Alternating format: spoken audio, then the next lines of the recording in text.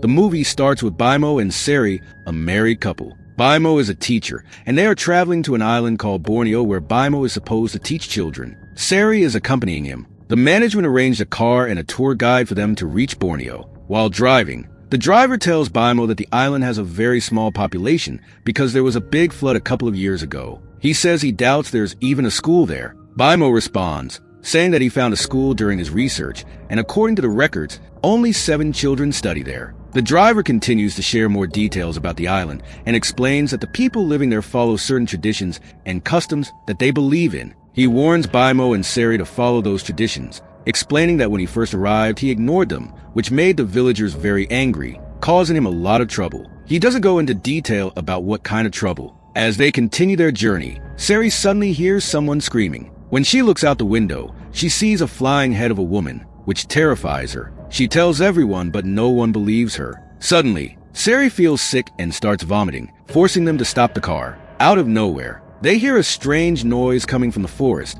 like something is rushing towards them. When they look, they see a coffin moving in their direction. They are frightened and rush back into the car, trying to start it, but it won't start. The driver asks Bimo and Siri if they have any lucky charms. When they say they don't, the driver suggests they throw eggs or rice if they have any. Luckily, they have some eggs, which they throw towards the coffin. They finally manage to start the car and drive away, and we see a black, creepy hand reaching out from the coffin behind them. Soon it's morning and they reach a nearby village and eat. Siri is still shaken, so Bimo tries to comfort her. Siri asks about the coffin they saw, and the tour guide explains that when people die here, they aren't buried. Instead, they are placed in coffins that are hung up in trees. He adds that people who practice black magic have restless souls called Generu that hunt and eat humans after death. These types of coffins are often seen in Borneo. They continue their journey. Bimo tells Siri that she can return to her mother if she wants, but Siri insists that she will stay with him. Later, a teacher named Samir and the village secretary welcome them to the village.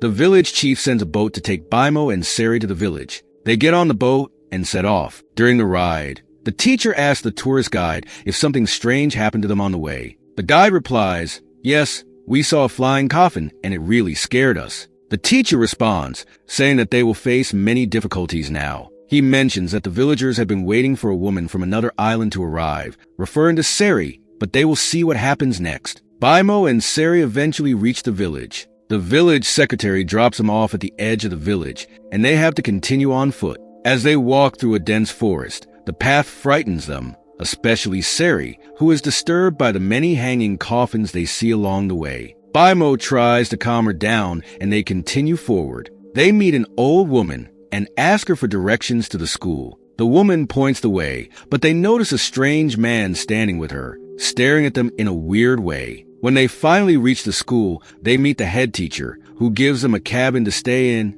and shares a meal with them. While eating, the head teacher tells them that last year, a terrible flood hit the village, killing many children. The young people from the village have since left, and now only 7 children remain in the school. Even though there are few students, the head teacher says it's his responsibility to ensure their future is bright. Suddenly, in the middle of their meal, the head teacher stands up and says, "Did I forget to tell you something? In our tradition, a portion of our food must be left outside in the forest. The reason behind this is our belief that whatever nature gives us, we must return a part of it back to nature." After explaining this, the principal tells Siri, "If you want, you can come to school and teach. It will keep you occupied, and you won't have to sit at home all day." Both Bimo and Siri agree to this. Afterward, Bimo goes outside to see the principal off. While inside, Siri begins to feel a strange tension. We then see a mysterious old woman watching Siri from a distance. Outside, Bimo mentions to the principal about the strange couple they saw in the forest. He tells him they were staring at them in a weird way. The principal laughs and says their names are Alung and Tambi. Their children went missing, and since then, the villagers started ignoring them. They moved away from the village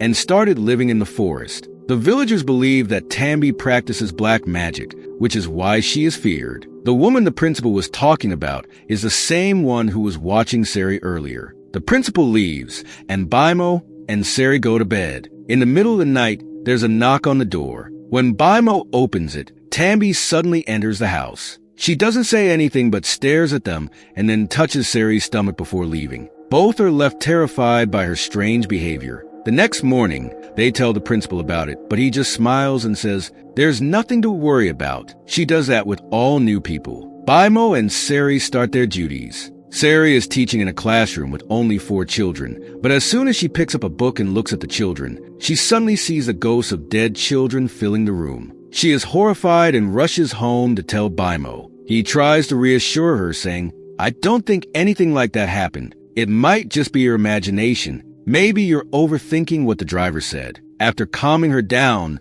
Baimo leaves. Later, Sari sees a shadow of a man behind the curtain. When she goes to check by the window, no one is there. At dinner, she tells Baimo, "I feel like someone is watching us all the time." Baimo replies, "It's nothing. You're imagining it. Everything will be fine. You should try getting to know the local people. If you show respect to them, they will care for you as well." The next day, we see Baimo and Sari at the school playing with the children. Suddenly, they notice Tambi standing by a tree. Right after that, they hear a child scream from inside the school. When they go in to check, they find that a girl had somehow climbed into the ceiling. Baimo gets on a table to reach her and finds the girl in a trance-like state. Her eyes look strange, and blood is coming out of her mouth. The girl's eerie behavior frightens him. Before he can do anything, they hear Sari screaming from another room. Rushing to the other room, Baimo finds Sari locked inside, surrounded by the ghosts of dead children. The ghosts point at her stomach and chant, "Sacrifice, sacrifice."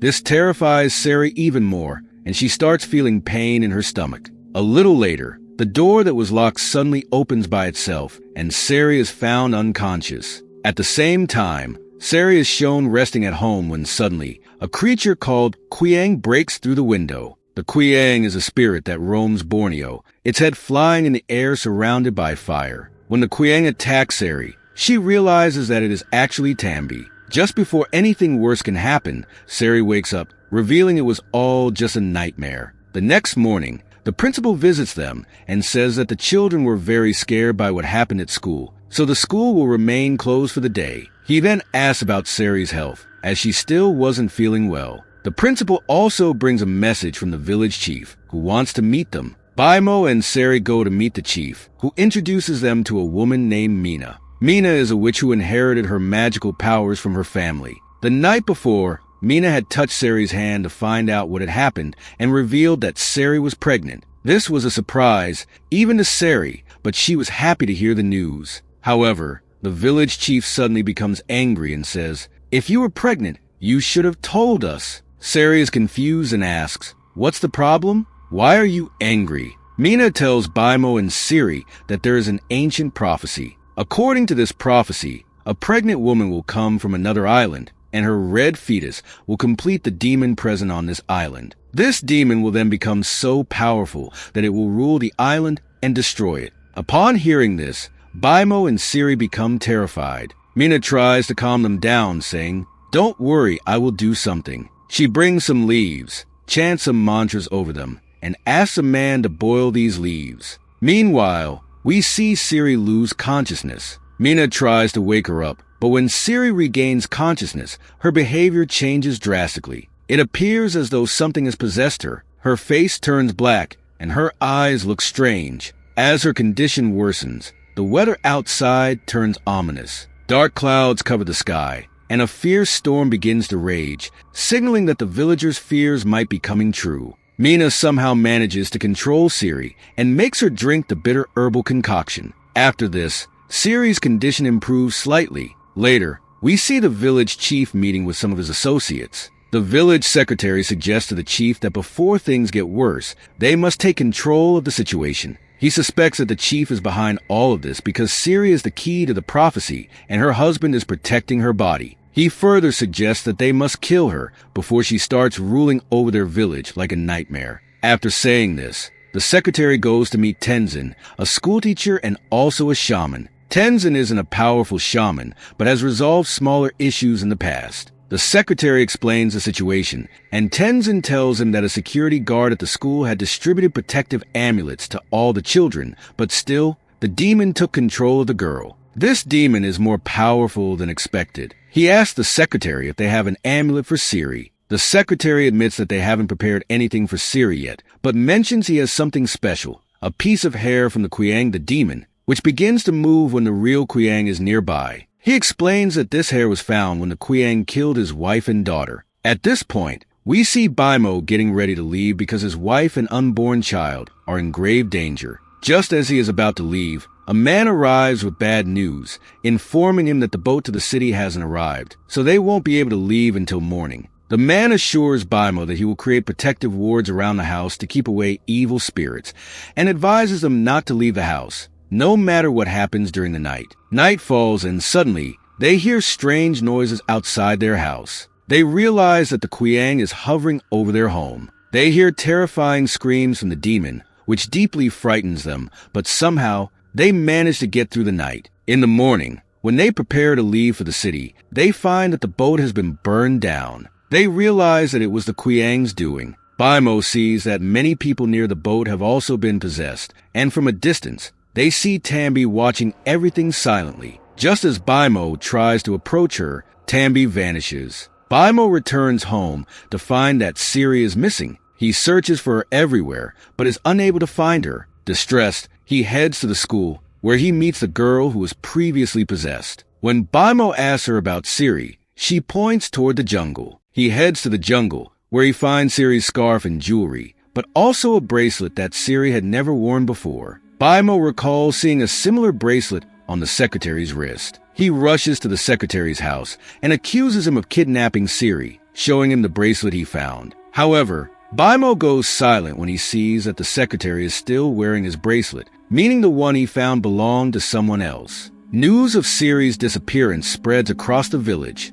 The chief and Mina come to Baimo, and Mina explains, "If you found that bracelet, it means someone is helping Tambi and has taken your wife." Mina decides to search for Siri and realizes that a spell has been cast on her. Using the spell, she is able to track Siri's location. As they approach, the Qiang tries to scare them off, but Baimo shows bravery and manages to rescue his unconscious wife. They take Siri to a small hut in the jungle. Mina realizes that the Qiang now knows of their presence, so she casts a protective spell around the hut to keep out any evil forces. Mina goes inside the hut and begins chanting a protective spell around Siri. Outside, she tells the secretary and Baimo to go and kill Tambi, so that she can't cast any more spells around Siri. When they reach Tambi, they see her chanting some spells. Before they can kill her, Tambi stops them and says, "What you're seeing isn't the truth. The real truth is that there's a Qiang in this village, and it's after Siri. I was trying to save her baby because I knew that the Qiang would sacrifice Siri's baby to increase its powers." The scene cuts here, and we see Baimo searching for the real Qiang. He finds scattered hair from the Qiang. When he takes the hair to Tambi, it doesn't move, but as soon as he brings it to Mina, the hair starts to move. The biggest twist is revealed here. The Mina they thought was an ally was actually the Qiang demon, who needed Siri's baby to boost her powers. She had already started the process. At the beginning of the story, when Tambi came and touched Siri's stomach, she was actually trying to save her. Baimo realizes this and rushes to save Siri. A fierce battle ensues, during which the hut catches fire. Siri, who was unconscious, wakes up and is astonished by Baimo's bravery as he fights to save her. At this point, we also learn that Tambi wasn't dead yet. She hands Baimo the Qiang's hair and tells him, "Find the real Qiang and kill it." This wasn't easy because many of the Qiang's dead minions were protecting its body, but Baimo doesn't give up. Using the hair, he locates the real Qiang's body and throws it into the burning hut. As the body burns, the Qiang's strength weakens. Baimo then strikes Mina's heart, killing her for good. As soon as Mina dies, the next scene shows that everything in the village has returned to normal. The villagers now realize that the disaster wasn't caused by Tambi, but by Mina. Baimo and Siri are shown with Tambi and her husband, but when they go to the village, they discover that Tambi and her husband were killed during the night. Baimo then realizes that Tambi and her husband had come from the spiritual realm to save them. In the post-credit scene, we see that the threat to the village hasn't fully ended. A mysterious girl with a hidden face is seen resurrecting Mina's head, which suggests that the Qiang will return to attack the village again. With this revelation, the movie ends. Thank you for watching.